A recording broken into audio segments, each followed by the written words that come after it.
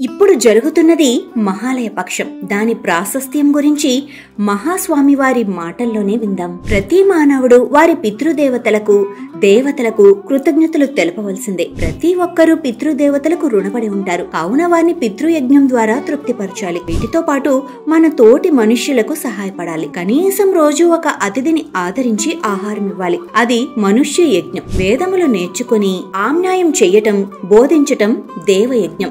అందరి తరపున దేవయజ్ఞం చేయటం కొందరి పని. అందరూ చెయ్యవలసింది చెయ్యగలిగినది భూతయజ్ఞం. అన్ని ప్రాణులయందు ప్రేమ దయ కలిగి ఉండటం ఆహారం అందించటం వంటివి. పితృయజ్ఞం మనుష్య యజ్ఞం దేవయజ్ఞం భూతయజ్ఞం అందరూ ఏదో ఒక రకంగా చేయవలసినవే.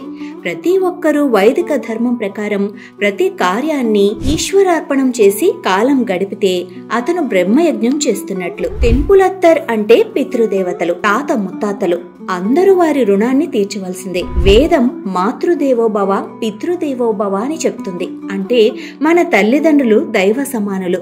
వారిని ఎన్నటికీ దూషించరాదు. వారు ఎంత చెడ్డవారైనప్పటికీ వారిని నిందించటం పిల్లల పని కాదు. వారు ఎలాంటి వారైనా వారు తల్లిదండ్రులే.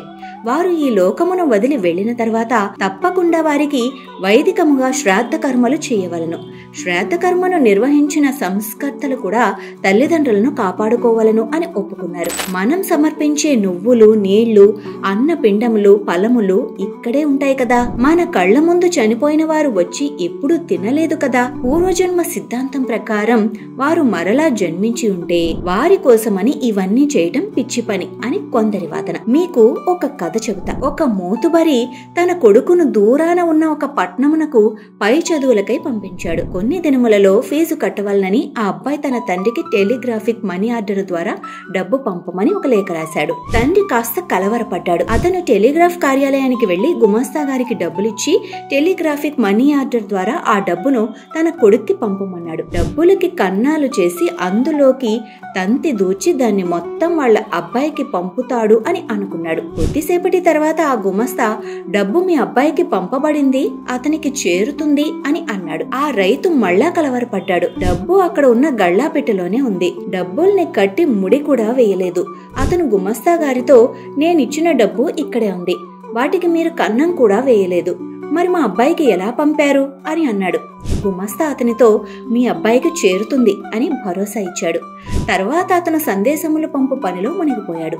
ఆ పల్లెటూరి రైతు సమాధాన పడలేదు.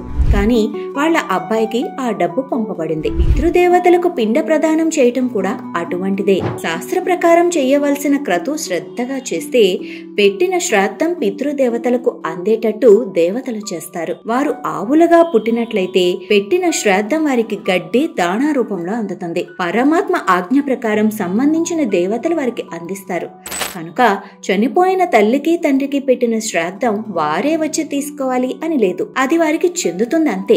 ఇచ్చిన డబ్బు టెలిగ్రాఫిక్ మనీ ఆర్డర్ ద్వారా చిరునామాకు చేర్చబడింది కదా. అతను ఈ దేశంలో నివసించకపోయినా అక్కడ మన డబ్బు చెల్లుబాటు కాదు కాబట్టి ఇక్కడ రూపాయలలో ఇచ్చినా అక్కడి డాలర్లుగానో పౌండ్లుగానో మార్చి ఇవ్వబడే వ్యవస్థ ఉంటుంది.